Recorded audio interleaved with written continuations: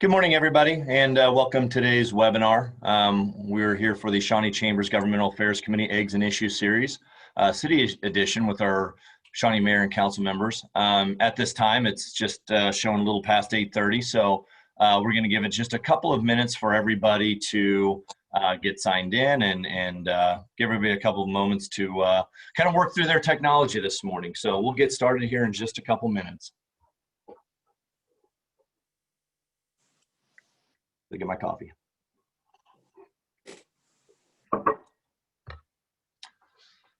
I guess while we're waiting, might be a good time to let everybody know that there is a chat function here. So all questions that you would like to pose to the mayor or council members can just be submitted through the chat function in this Zoom call.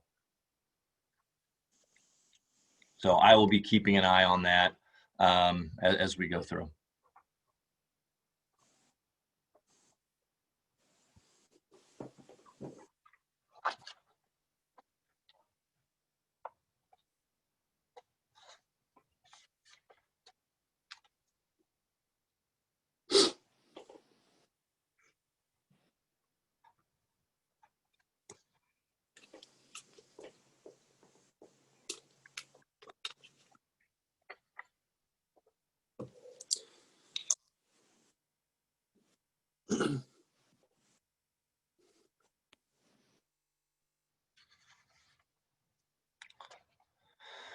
Okay, I think we'll go ahead and get started. As I said earlier, good morning everybody, and welcome to our Shawnee Chamber's Governmental Affairs Committee Eggs and Issues Series, City Edition with our Shawnee Mayor and Council members.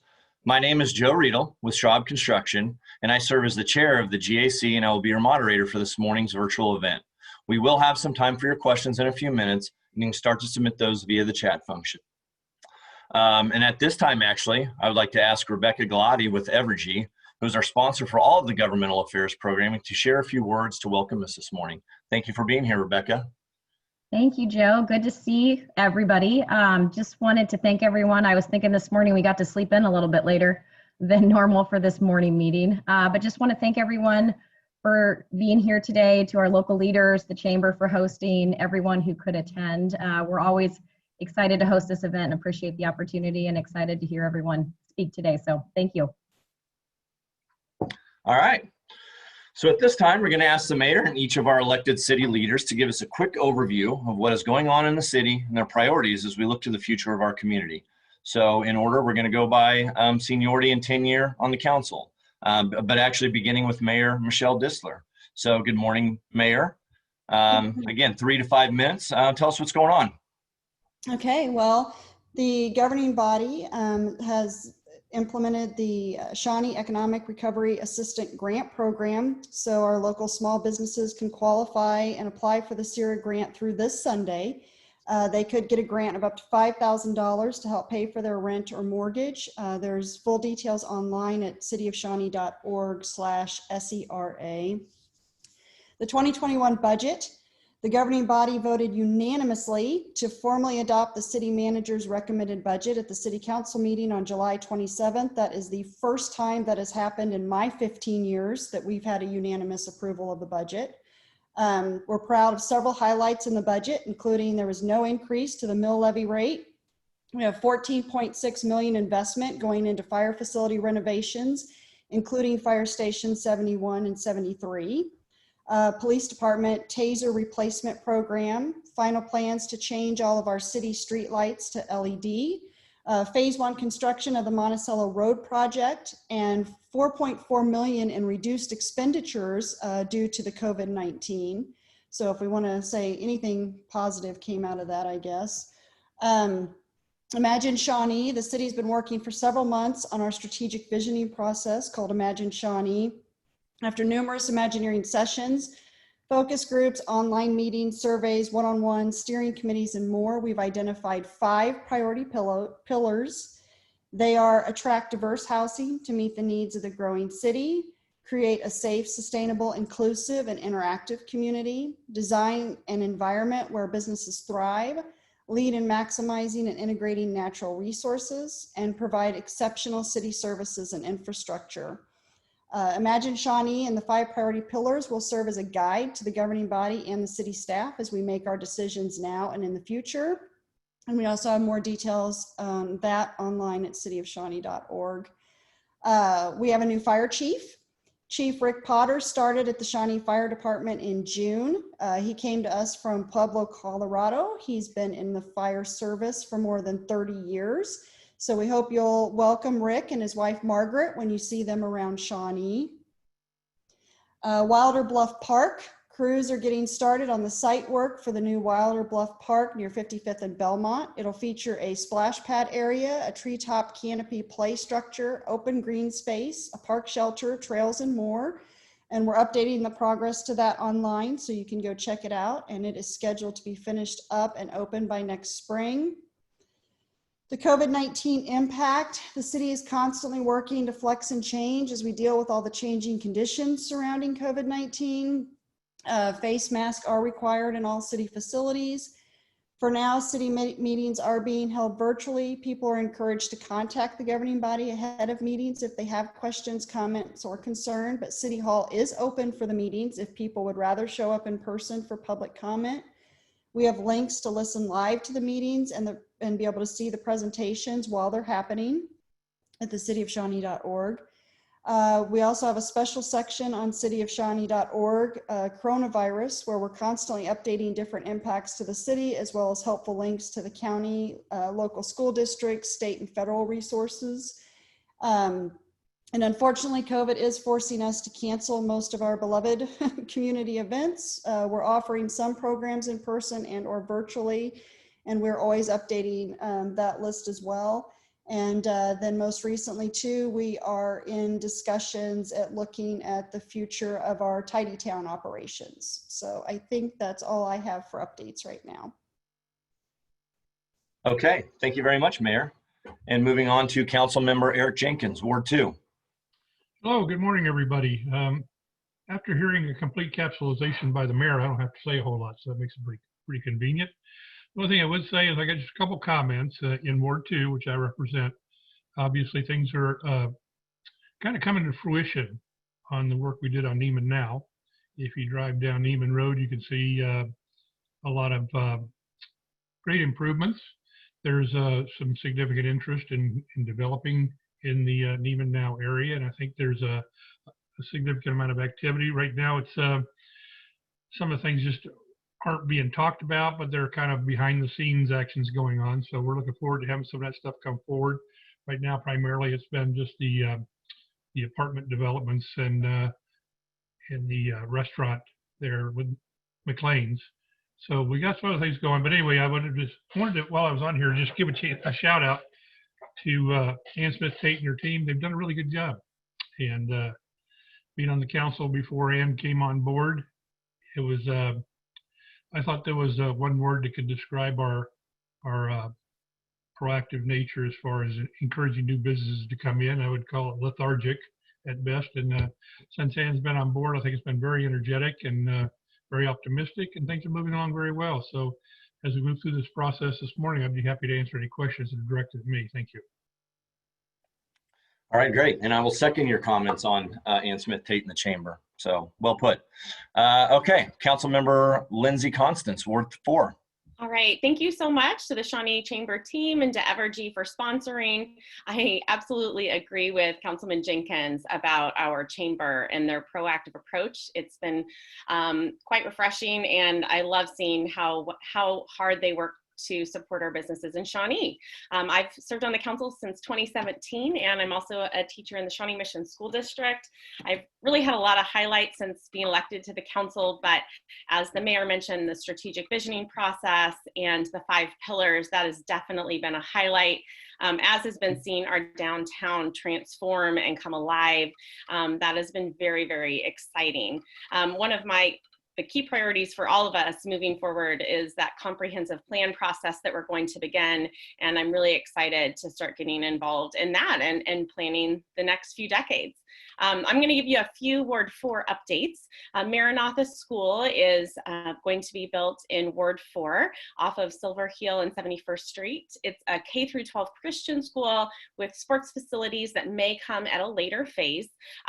Councilmember Chelsea, as well as I believe Mr. Jenkins and Mr. Navman, we met with some neighbors who are concerned about traffic and noise, and we did pass those concerns along to the developer, and there have been some continued conversations, and we really feel confident that this is going to end up being a good project with the site, and there seems to be currently some good collaboration with the neighbors there as well. Another key project happening in Ward 4 is the Flum reconstruction project from Midland Drive to South City limits.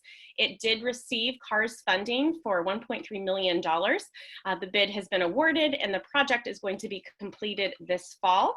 I believe that the pre-construction meeting is actually happening next week, so it'll be great to see that work being completed on Flum. Also in Ward 4, there is a community health partnership event coming up. It is sponsored by the Shawnee Mission School District and Advent Health, as well as the Mercy and Truth Clinic and the City of Shawnee.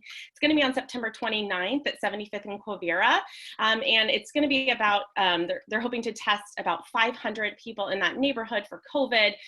So I'm really glad to see that service provided. And our Shawnee police officers are going to be providing some basic necessities to people in that neighborhood. So that's such a positive event, and it's going to be happening at the end of this month.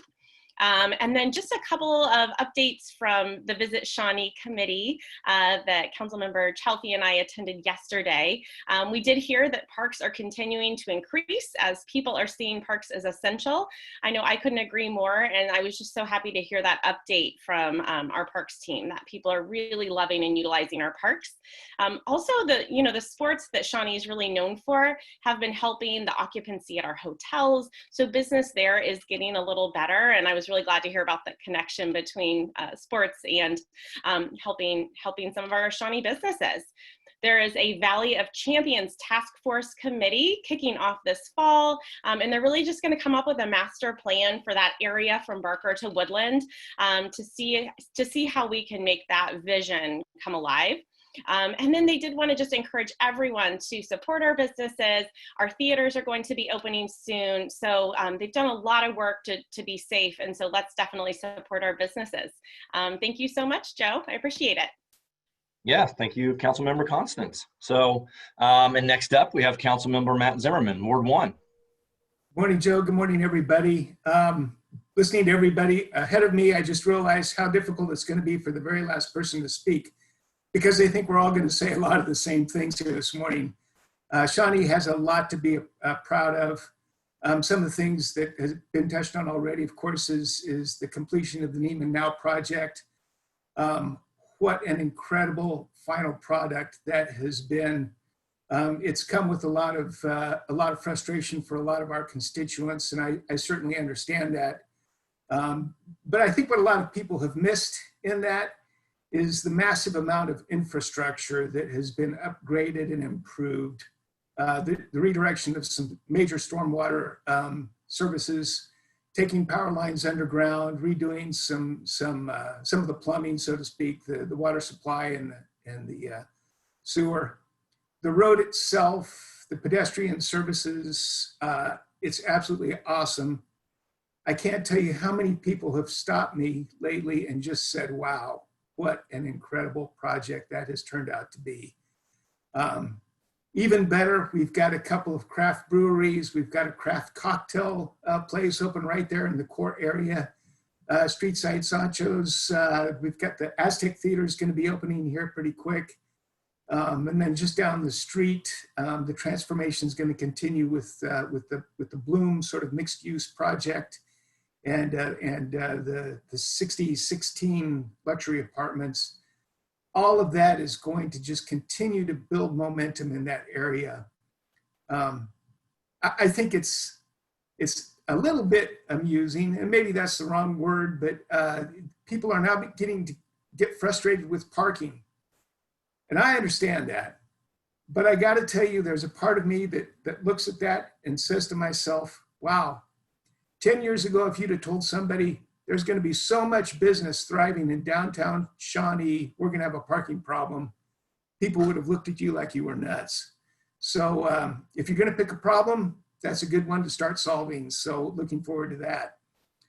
Looking down the road, trying to think of some things that haven't yet been mentioned this morning. The big Heartland project out on K7 is going to be just an incredible expansion of our economy in terms of jobs and bringing us tax revenues in the future. That's going to be just an incredible project.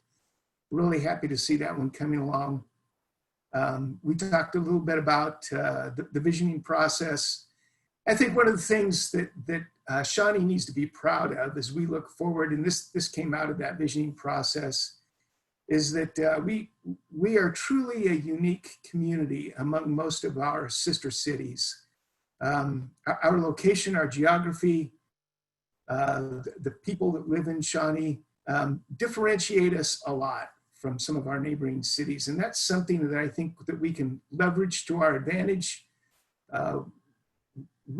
People like to say we shouldn't compete, and we can mince words here on what competition is or is not, but I can tell you we can absolutely differentiate ourselves and make ourselves attractive to businesses and to future residents in a way that our sister cities cannot do. Last but not least, this has been said several times. I just got to pile on one more time. Ann Smith-Tate and her team are just knocking it out of the park. We are blessed to have Ann and her staff support Shawnee in the fashion that they have. We got to keep rocking. So thanks for the opportunity to speak. Looking forward to questions. And good luck to the last person that has to speak this morning. All right, thank you, Councilmember Zimmerman. And next up, Councilmember Lisa Larson-Bonnell.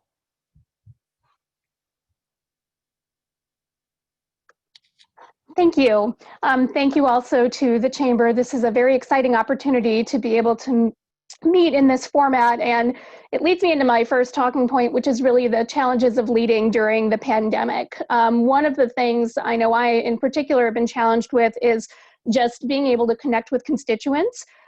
It's sort of a twofold problem. It is one that we are not as accessible just because of the nature of everything that is going on. However, I think one of the bigger challenges is that it is difficult for our constituents to want to be engaged with us right now because they have so many other things going on in their lives, and it is completely understandable.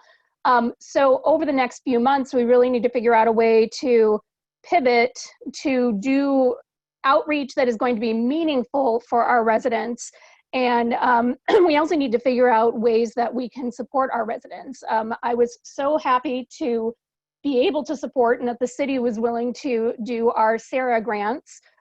As far as I know, those are still available. If they're not, it is even something that I would consider putting more money into if it was that successful of a project. I think it was one of the best things that we could have done at the time. Other priorities that I still have for the city, I think this particular very bizarre economic time that we are in has highlighted again our need to continue to diversify our tax base. So right now, in this particular economic crisis, it has been okay that so much of our tax base is focused on residential taxes. However, in the long run, if this were slightly different, and I think that this is continuing to evolve, it is something that will shoot ourselves in the foot again, as it did 10 years ago. So we really need to have that commitment to economic development, bringing in businesses to the city. Along with that, definitely our commitment to downtown redevelopment. I wish I could remember who first put it in this way to me, but they said, you know, downtown Shawnee is the gateway to Johnson County from downtown Kansas City. If you're traveling on I-35, we are one of the first cities that you are going to pass in Johnson County. And the question is, why do people that work in downtown pass Shawnee and continue to go south to Overland Park, to Olathe, when we have opportunities here? So whatever we can do to continue to develop downtown, to make it the place to be in Johnson County, especially if you're working downtown, working in downtown Kansas City, I think it's incredibly important. I also want to mention that I have been delighted with our police department. What I mean specifically is I think we have an incredibly forward-thinking police department, and in today's times, what I've been most appreciative of is their willingness to say, hey, we do think that we're ahead of the curve, which I agree with, but being ahead of the curve, we know that we should always be reassessing our practices. And I am so excited that they have been open to that, and the way that they have handled everything over the past few months has been phenomenal from my perspective. I am, just like Lindsay and every other council member that spoke before me, I am excited about the comprehensive plan. I think one of the things for citywide is that we need to continue to be a sustainable Shawnee that is both from an environmental perspective as well as an economic perspective. So looking at sustainability as we do development. For Ward 3, continue to encourage business, retail, and restaurant development. That was something that came up a lot during the campaign, and it continues to come up. We do have 2 major industrial parks, both on the, they bookend our ward on the north and south portions, and we want to make sure that those are continuing to be as successful as possible. I also want to assess the infrastructure in our developing areas, particularly in what I would consider the more rural areas. So you're talking west of K7 primarily. There is a lot of development that is going in, primarily residential, but there hasn't been sort of a comprehensive assessment of what does that mean? What do our sidewalks look like? What do our sewer systems and our waste, our water management systems look like? And then my final priority for Ward 3 is parks, trails, and connectivity, and really what I'm calling that is safe recreation. So I think Shawnee does a tremendous job at building great parks and having them be available throughout the city. What we are lacking is a way to easily access those parks, and then access really other parts of the city. So especially in the area where I'm at, pretty far west, there aren't a lot of sidewalks in the main roads. You can't really allow your kids to walk to school, even if the school is only a couple blocks down, because there is no safe way for them to get there. I think this is an opportunity for us, and what we need to do is look at it from a big picture throughout the city, and we need to prioritize where do we think that things like sidewalks should go? How do we decide that this area is going to get a sidewalk and this one doesn't? Because we're doing it a little bit piecemeal at this point. So let's look at our comprehensive vision for that, and let's make a plan for enhancing connectivity throughout Shawnee. And that was all I had. Thank you.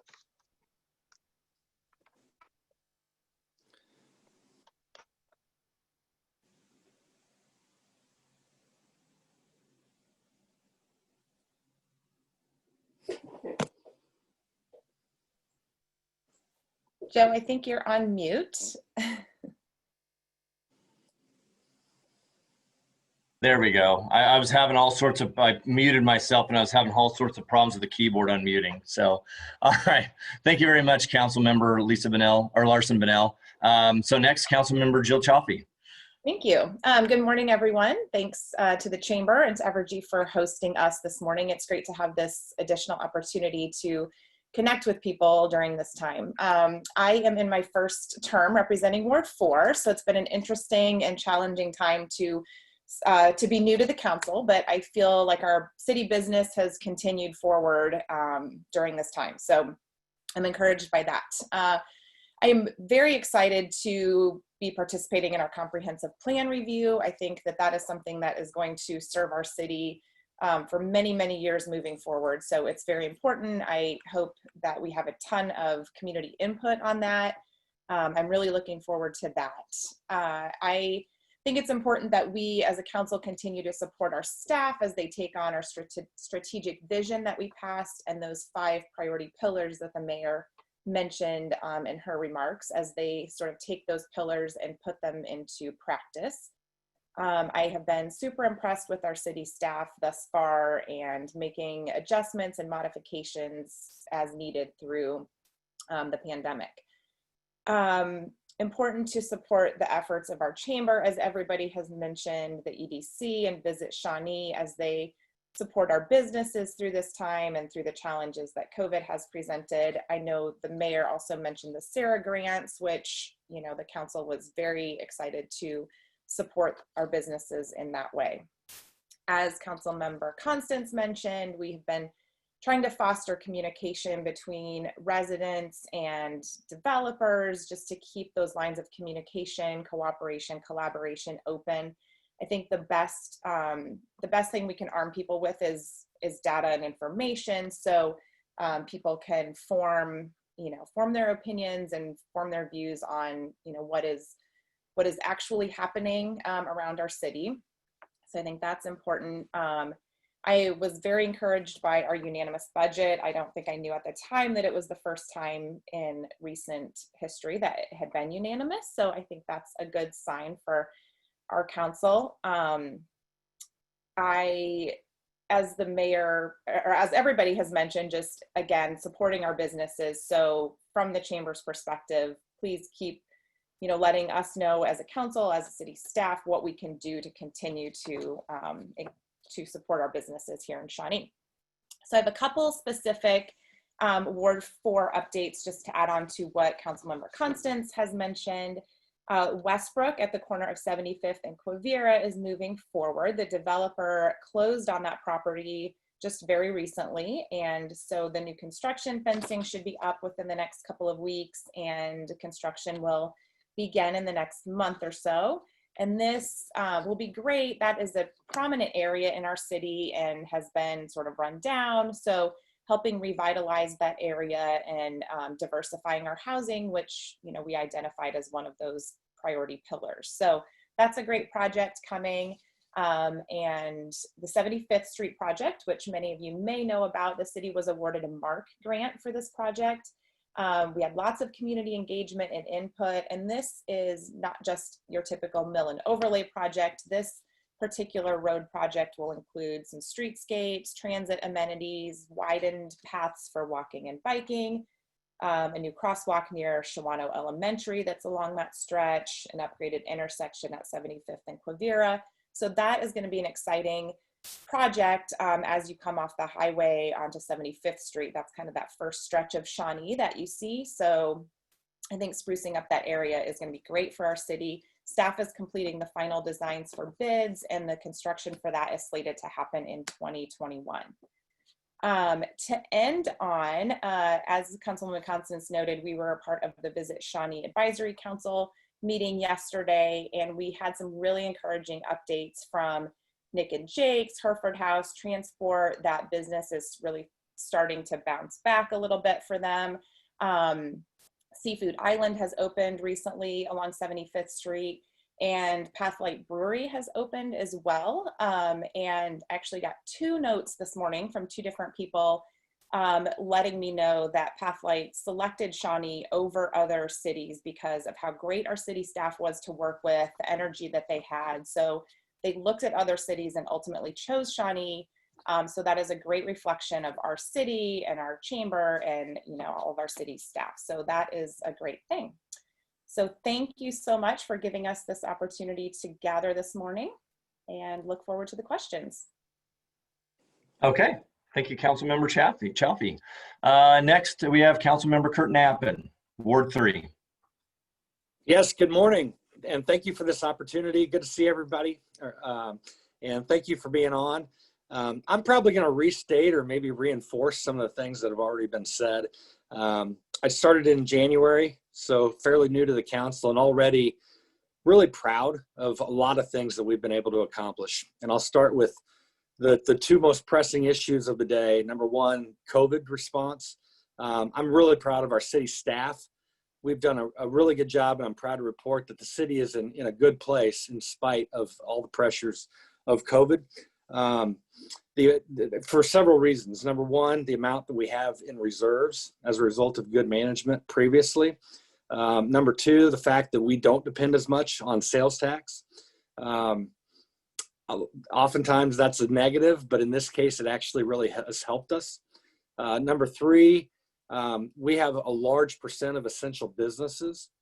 And finally, we don't have a lot of large monthly mortgages or bonds for a community center or for a convention center or things like that. So relatively speaking, the city of Shawnee, I think it's important people know, are in a pretty good spot. Now, that is not to say that we weren't affected. And as a result, we have revised the budget. As the mayor mentioned, we reduced the budget by $4.4 million this year. And so that's an important thing to share as well. Additionally, I know this council, as was said earlier, was really proud to go ahead and pass well over $300,000 and make available to our local businesses and even residents that have needing help with mortgages. So that was a good response as well. Secondly, all the racial upheaval of the time and dealing with racial equality, super important. And again, Lisa referenced this, but I've been very proud of our police department. I was very happy to see Sam Larson be promoted to chief early in the year. And they've been very proactive in responding to the 8 that can't wait. I would encourage you to look that up. Our police department has been very proactive in responding to that in terms of our policies. He's also set a goal that 100% of officers go through de-escalation training, which I think is super important. I'll be happy to vote for more funding for our police department to make sure that happens. And so I think we can feel really good about our city on that front as well. Third, progress for Western Shawnee, which is the area I represent. Heartland Logistics Park has been mentioned. We've broken ground on that. That's going to create 1,500 jobs out here. Wilder Park, we will be breaking ground on that very soon. Super excited. That's going to be a great addition to Western Shawnee. Monticello Road, not technically in Ward 3, but out here in Western Shawnee, an area that needs to be safer. So I know everybody will be excited to see that improved. Irford Park. So we had this beautiful park and really no way for the local kids to get there. We've now added a sidewalk. We've added crosswalk. We had a local resident even very generous that's going to add on to that crosswalk, some lights, and make it super safe for those kids. So I'm excited about that. Striping along Mize and Clare Road has been accomplished. This is something that was suggested to me when I was out canvassing, that, you know, we're not going to get to expand those roads for some time, but they're not very safe. And so at least to get some striping on there so that our kids, elderly, you and me, when we're driving in the dark and in the rain, can see where the road is. I think that's a super important thing that we did as well. So those are a few updates. One last one, PBI, the PBI building out here is now nearly full, and the newest tenant is going to be bringing in another 100 jobs. So I'm excited about that. Last thing, actually, I'll just highlight is our 2021 budget. The mayor mentioned this, but I want to reinforce it. There's no increase in the mill levy, which means no tax increase as a result of the 2021 budget. I know we're all super proud of that as well. So there's just things that need to be worked on. I'm excited to do the comprehensive plan. Not everything is perfect, but I think people can feel pretty good that our city's been moving forward in a really, really good way. And I want to compliment the chamber, as everybody else has, but also our city staff that do a great job every day. So with that, I'll hand it back over. Thank you. Okay, thank you, Councilmember Navman. And last but not least, as Councilmember Zimmerman pointed out, we have Councilmember Tammy Thomas, Ward 1. Thank you so much, Joe. And Matt, I think you need to actually be after me. You're a Z. So, I mean, T's are usually last, but here you are. So I'll let you wear the most senior crown. How's that? A lot of things have been said today and very well stated.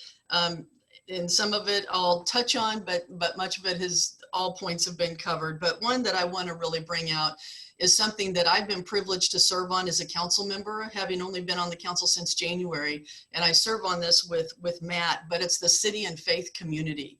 And when we talk about the response of COVID by our city has done a fine job, but I want to really highlight the volunteers in our city.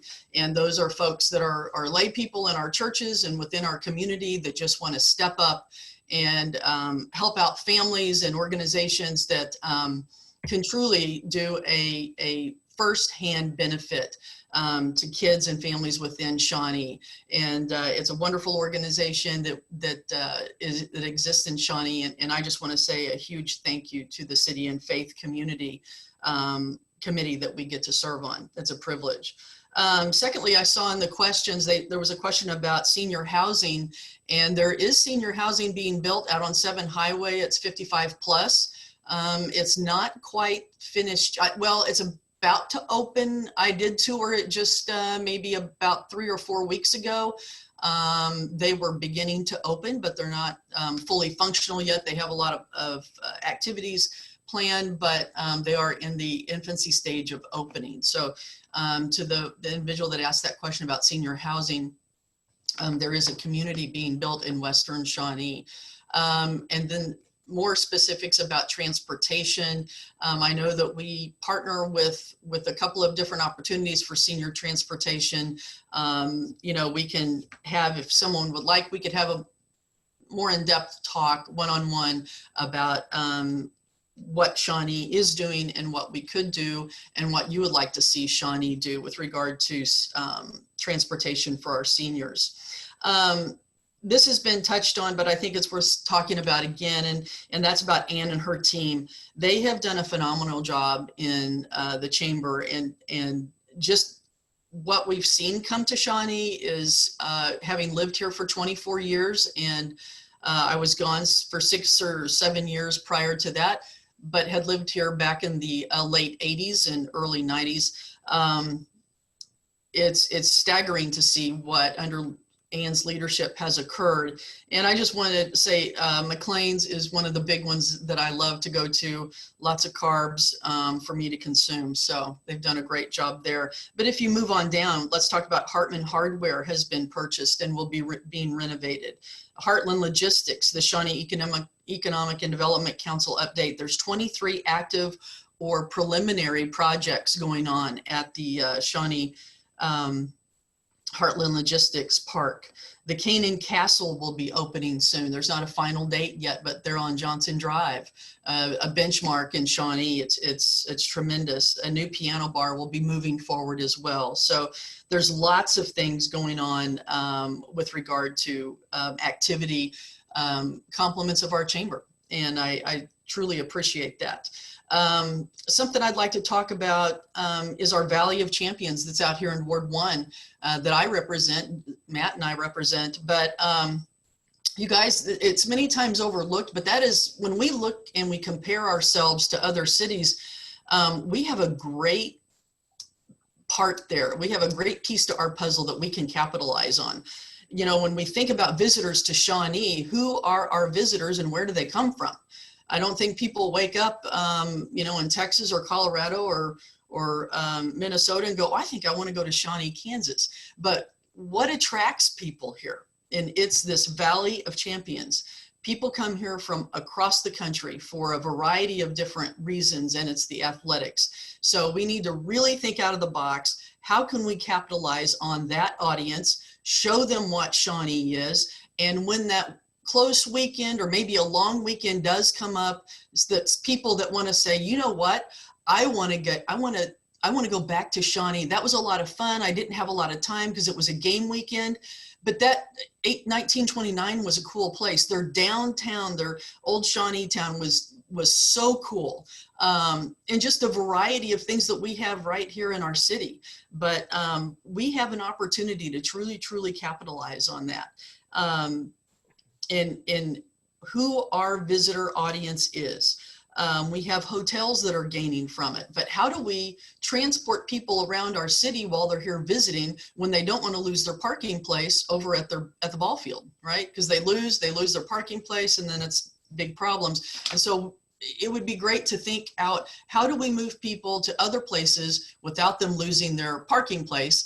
And then they're just not sitting at the ball field all day, right? Because they're going to spend money. And they're going to eat and they're going to shop and all of these things. Another item to think about is 1929 itself. It's been a static museum, and I have had constituents within my ward talk to me about it being a static museum, and how could we make it more fluid, and how can we make it generate revenue that's significant and perhaps become self-sustaining. Moving towards that and bringing those visitors there, not just to walk by buildings, but actually come in and be able to have a lunch or have an old, a tintype picture taken, or something that is relevant that would bring them back, gives folks something to do while they're here in Shawnee. Navman now has come so far, it's come a long way. I know that we need to be intentional about the communication. Matt, you touched on the challenges of Navman now. I think we need to be very intentional with our citizens who say, well, I'm still avoiding Navman because of the last 4 years. It is great, and we want people to come back, and many of them are coming back. But our very deliberate and intentional communication about things that occurred that made it appear slow, if you will, and some of the challenges that we incurred. So as we do bigger projects, as we grow, we will do bigger projects, that we don't encounter the same types of challenges. But Shawnee is a phenomenal place. I really would like to see us on linking Shawnee. We have, like I said, downtown, 1929. We have hotels. A portion of the 3 and 2 West baseball is here. We have a putt-putt at Smiley's. We have bowling up off of Renner Road. We have Hayward's on 75th. These are all wonderful places that we can impact and bring together, not just so segmented, as we consider our folks that come and visit Shawnee and make investment in Shawnee. But a couple of things from Ward 1 that I think are worth touching on. People have asked about the land that was purchased for a west pool. I know the Civic Center came up, or the Community Center rather, came up and didn't move forward. So there's been questions on what are we going to do with that land, as well as the Hill project at Woodland and Shawnee Mission Parkway. There's been some back and forth about what's going on there, and that's just at this point in time, they're just leveling that hill. It's been there a long time. I know some folks have a lot of feelings about the hill, but that is a prime piece of real estate at that corner. And I know the Ricky brothers are just utilizing their skills to level that out to make it a developable piece of property at some point in time. But that's really an update from Ward 1 from my perspective. Thanks for the opportunity. Yeah, no, thank you, Councilmember Thomas. And with that, we're going to conclude the update section and move into some questions. We've already gotten a couple questions, and by the way, Councilwoman Thomas, I applaud your Zoom skills. Apparently, your ability to read the question and answer section is better than my unmuting capability. So, kudos to you on that. But we've got a couple different platforms that some questions have been coming through. Between the chat and the Q&A and some previously asked questions. So going to start a little bit. A couple of you touched on this, and I'd like to see somebody maybe volunteer, and I'd like to get a couple people's perspective on each of these questions, so not just one and done. If nobody's going to call, I'm going to go high school English Lit and just start calling on people. So we'd appreciate some volunteers. But one of the first questions, everybody talked about, new development. So how do we, in more specifics maybe, how do we continue to market Shawnee to new development? And what do you see as our strategic advantage over other similar or neighboring communities? Oh, Councilmember Zimmerman, thank you. So, great question. And something that I spoke to just very briefly, and I'd love the opportunity to expand on it. And I'm pretty sure that most of my fellow council people are gonna pile on with this, but as I noted earlier, Shawnee is, I believe, truly unique amongst our sister cities. We have a rolling, rocky, hilly geography, which, while it's very difficult to build on and has challenges of its own, it serves to set us apart in many ways. Our strategic vision is one that is serving it to capture the natural beauty and the sustainability of our community and weave businesses and residential expansion into that integrated look, and that's something that we're going to continue to try to differentiate ourselves on.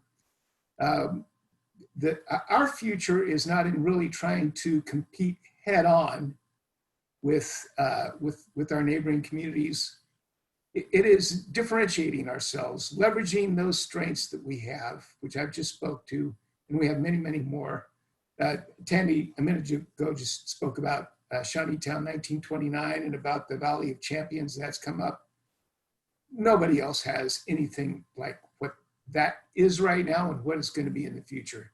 So from my perspective, that's where we start right there. And I'll let some of my colleagues pile on. Okay, looks like I see Councilwoman Constance. Next. Absolutely. Just to kind of tag on to what Matt said, it's absolutely the beauty, the rolling hills, the parks, the trails. But even more than that, it's the location. It's the fact that we are close to the airport, we're close to downtown, we're easy to get to. And I really like whoever said gateway to Johnson County. We have such an opportunity there that we can really bring people here, whether they are gonna call Shawnee home or just come to some of our restaurants or attend a sports game of some sort. I think our location is another huge opportunity that we have that sets us apart from others. So. Okay, thank you. All right, we're going to move on. Don't see any other hands raised, so we're going to go on to another question. Actually, my hand is raised. I guess you Oh, can't. I'm sorry, Councilmember Jenkins. Yeah. Didn't see that. I just wanted to comment. It's kind of piggybacks to a certain extent on what Councilperson Constance had to say. But if you take a zoom out at the Kansas City Metro, you're looking at a map of the Kansas City metropolitan area and the SMSA, you would notice Shawnee's location is pretty darn critical as far as its easy access to major arterials, quick access to just about any portion of the Kansas City metropolitan area. I mean, you can hop on 435 and you can easily be in Lee Summit in a very short period of time. You can be at Royal Stadium in 25 minutes, and 35 minutes from the airport. I can immediately just go west on 70 to Lawrence and Topeka to access the state capitol.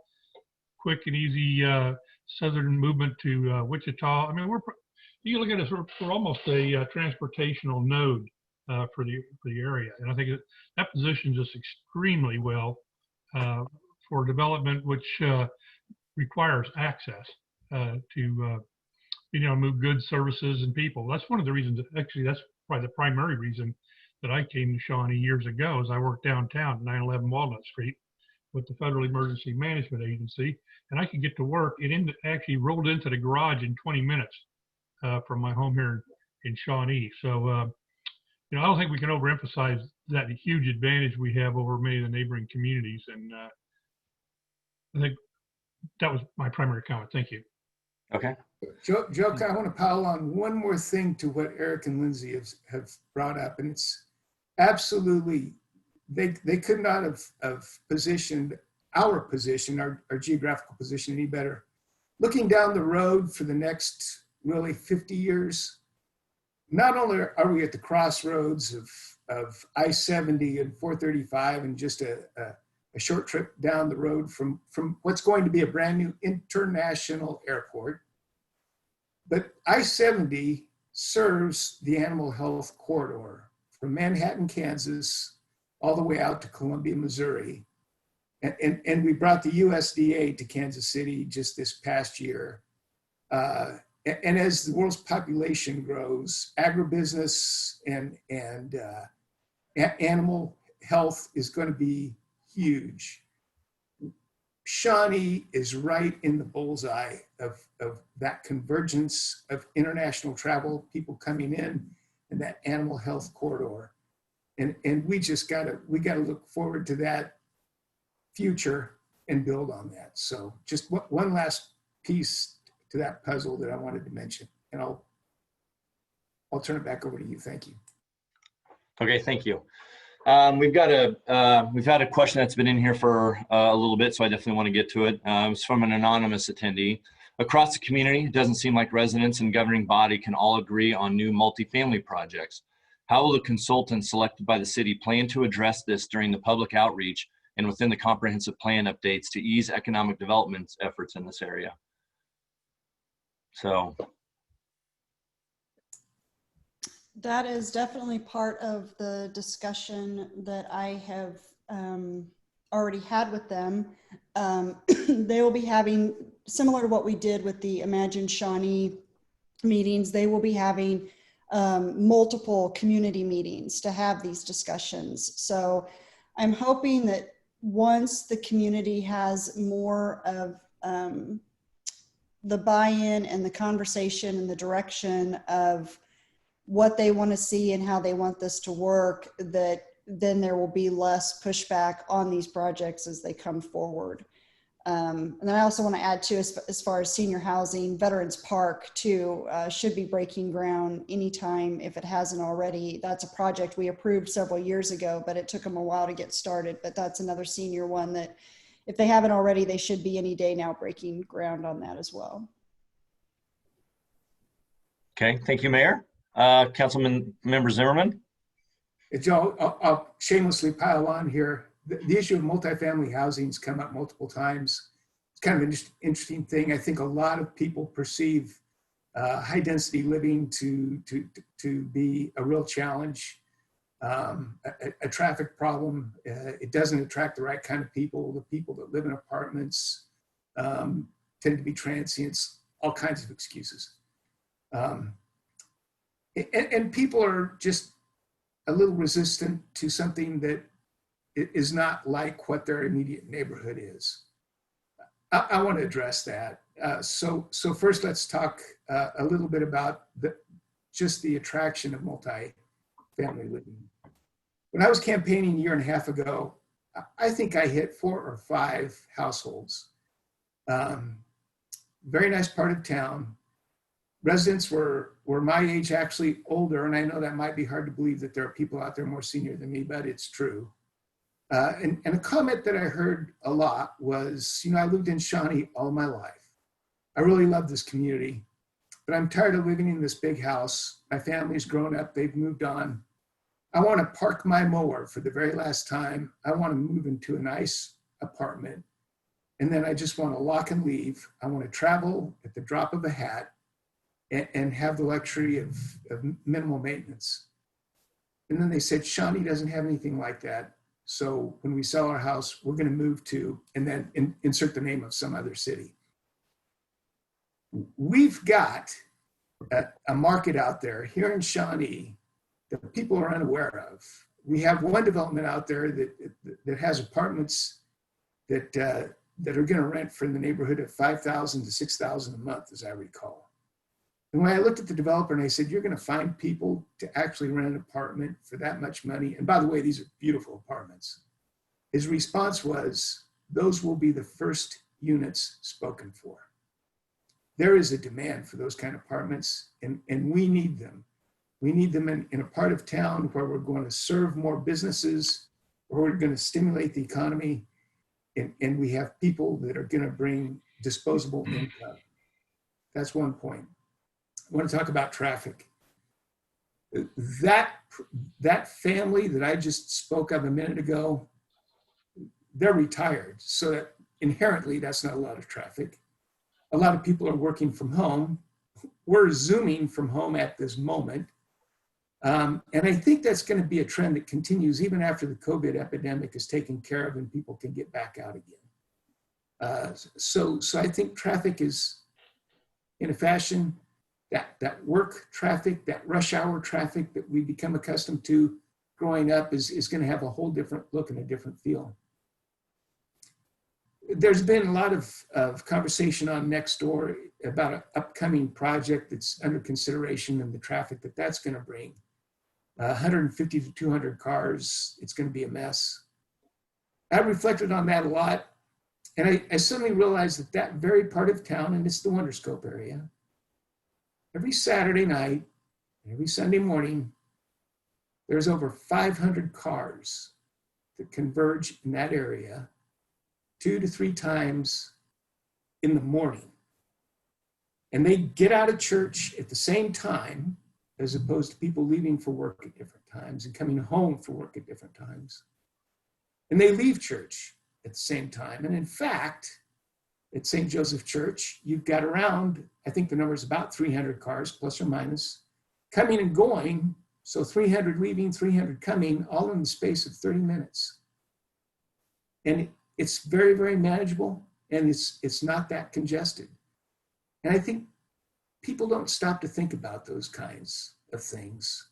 And so we need to work, as part of our jobs as council people is to help people better understand what the real issues are, and sometimes that their fears are a little bit unfounded. So but I'm a big advocate of bringing quality multifamily residents to the right part of town to help build the economy in the right place. So I'll let my friend speak next. Okay, and real quick, yeah, I was going to go to you, Councilmember Navman, anyway, because he has, just for everybody's awareness, he has a hard stop here at 9:30. So first of all, real quick, I wanted to thank you, Councilmember Navman, for being on, and thank you for your time, and then definitely give you an opportunity to answer that question. Or so you were raising your hand too. Yeah, thank you very much. So multifamily, obviously, it is a huge issue, and people have a lot of strong opinions on it. And there's absolutely a place for multifamily housing. We need more of it. The question is where in the city is it best placed? And so I would just encourage people to lean into the process of the comprehensive plan. I'm excited about the fact that we're going through this. It'll be the first time in many, many years that we've looked at the comprehensive plan and redone it. And so we will hire a consultant. As the mayor said, there will be lots of opportunity for community involvement. And I just encourage people to be a part of the process, because this is our chance to influence that and impact where some of these high density areas are planned for moving forward. So that's my only comment. Okay. Thank you. And again, thank you, Councilmember Navman, for being here this morning. We know you may have to jump off. So, and then I see Councilwoman Larson Bonnell. Thank you. I wanted to mention that I will be representing the city today at the Johnson County Housing Listening Sessions that are sponsored by United Community Services. I think one of the big things that we can't continue to be insulated from is the fact that we are rapidly heading into a national housing crisis. I am not saying that multifamily housing is the only solution to that problem, but we do have a problem, and maybe Shawnee can avoid that for the next 20 years. But when we're looking at further down, it's a problem that we have to tackle. Our population as a country continues to grow. Our population in the city of Shawnee continues to grow. So these are things that we need to think about. The other thing that we need to think about is we lack, in Johnson County as a whole, workforce housing. And when we don't have workforce housing, it becomes incredibly difficult to attract businesses to the area. So we really do have to tackle these things head on. I am excited to be participating this evening, and whatever I can learn, I will certainly be bringing back to the council. Thank you. Okay, thank you very much. And now I see Councilwoman Thomas. Did you have your hand up? And then, There we okay. go. I think, and just to piggyback off Lisa, I think a strong workforce is cultivated by strong businesses that are family oriented. And I've talked with Ann Tate-Smith, Ann Smith-Tate, excuse me, about this. And I just feel like that if we can really engage with businesses that will consider on-site childcare, you're going to see a very committed workforce. And I think the stronger your workforce, the stronger city you're going to have, because those people are not going to be leaving their job simply because of the benefit of on-site childcare. So I would really like to see us be forward thinking and broad thinking, and how can we attract businesses that offer full-time, that offer childcare for kids, work with our schools, that will provide transportation for those kids to get to and from school. Cities do it. I've worked in a city that does it in Texas, and My son was transported via the hospital that I worked at. And I know there's other organizations and businesses that transport kids to school, and whenever that business is located near a specific school district. So those are opportunities that are out there, and I think we would build a richer base of businesses as well as a more committed workforce with that type of thing. Okay, thank you. And then Councilwoman Chalfie, your hand isn't up now, but did you have a comment? I did, yes. Okay. Thank you. Just a quick comment. I was going to piggyback a little bit on the senior housing question, that out on Silver Hill, there's a senior facility that is in the process of being built. And then on Midland Drive, we have approved the preliminary zoning, et cetera, for some townhomes. I think duplex and triplex, if I remember correctly, but that is kind of another sort of senior housing option that is coming as well. And I think as far as the comprehensive plan and working through that we need to do our due diligence to really try to shift the perception that a lot of folks in our community have toward multifamily housing. I think 20 years ago, maybe some of those perceptions might have held a little truer, and things have changed, and the housing that people are looking for has changed, including, you know, the young folks looking for their first place to live after college, up to, as Matt mentioned, folks looking to retire and move out of their homes. So the needs have changed, and I think just working to shift that perception with information, data, facts, and you know, we have to do what we can do to present that to people as we go through this comprehensive plan and as we solicit resident feedback there. Not everybody's going to, you know, absorb those facts, but I think we need to work really hard to present that information and try to encourage people to form their information and opinions and feedback on actual data and info. That's all I have. Thank you. Okay, thank you. Joe, are you unable to see my hand? Because it's been up the whole time. I didn't see your hand. No, I'm sorry. It was the first one up. I was going to call on you to go ahead because I noticed they hadn't spoken much. So go ahead. Well, there was a reason. I just didn't get the floor. But I think this is a pretty significant issue, and I'm glad the question was posed. It's probably, in some cases, the elephant in the room, actually, in terms of Shawnee development and how proposals are accepted in this community. The people of Shawnee aren't really fond of new apartments being put in. I think the question states that, and I think that is right on. That is the truth. And we wrestle with these every time. In fact, this is probably one of the most difficult issues I have to deal with on City Council is proposals for new apartment buildings. Right now in Ward 2, we're getting a number of projects already. The issues are exacerbated as well when you're looking at a situation where you're doing apartment infill into neighborhoods, into areas where they've already had long-term residents that have been there. Some of them, if you listen to them, have been there since their childhood and still living in their family home. And they see these buildings as a threat to their, not to their livelihood, but to their normalcy of life, their quality of life, their investments. It's probably the one and only big investment they have in most cases. And if you look at this, and kind of try to get away from the issue, just stand back a little bit and try to be a little more strategic in the way you look at this issue. If you're working in an environment like that, then what are you doing about it? Are you adjusting? Is a developer that has the idea, is he adjusting to the fact that, okay, this is something that's going to be really a hot sales item in this area. So what do I need to do in order to facilitate progress on being able to move forward with my development? And that obviously requires, and it's been mentioned by several people, that requires a lot of communication. It requires information. It requires getting people on board, because I tell you, the people are Shawnee. They are Shawnee.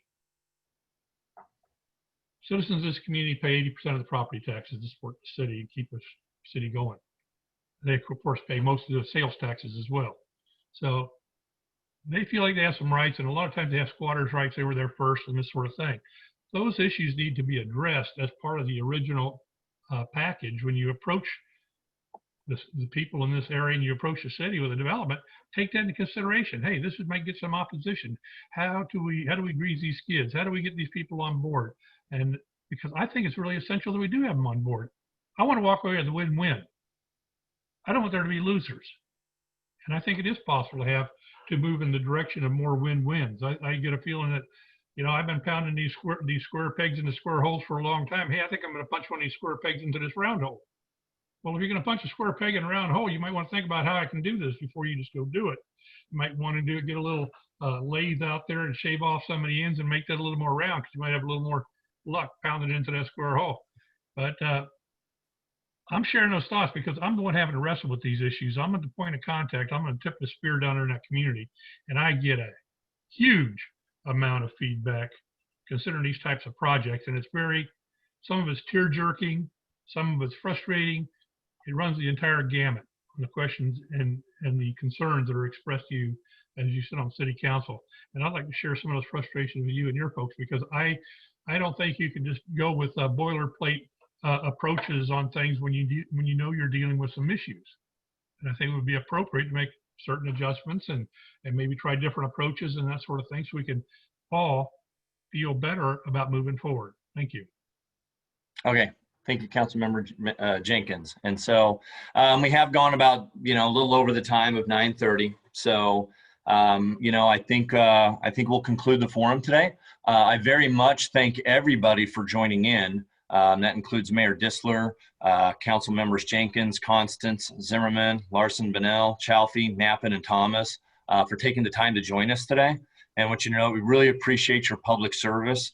We know, especially in times like this, there's a lot of late nights involved with the meetings and listening. I know you guys are out there listening to the people of your wards, and so we all appreciate that. So we're very thankful for what we do on an everyday basis. So we also like to thank you for your continued support of the Chamber, the EDC, and Visit Shawnee. Together, we're making Shawnee a great place for our residents and businesses. And once again, I'd like to thank our partner and sponsor, Evergy, for all they've done for the GAC this year. And I think with that, we will conclude. Thank you all for joining us. This will be recorded and posted online. You can find that information from the Chamber. And once again, thank you. And I hope everybody has a great day and a great weekend ahead. Thank you, Joe. Thank you very much.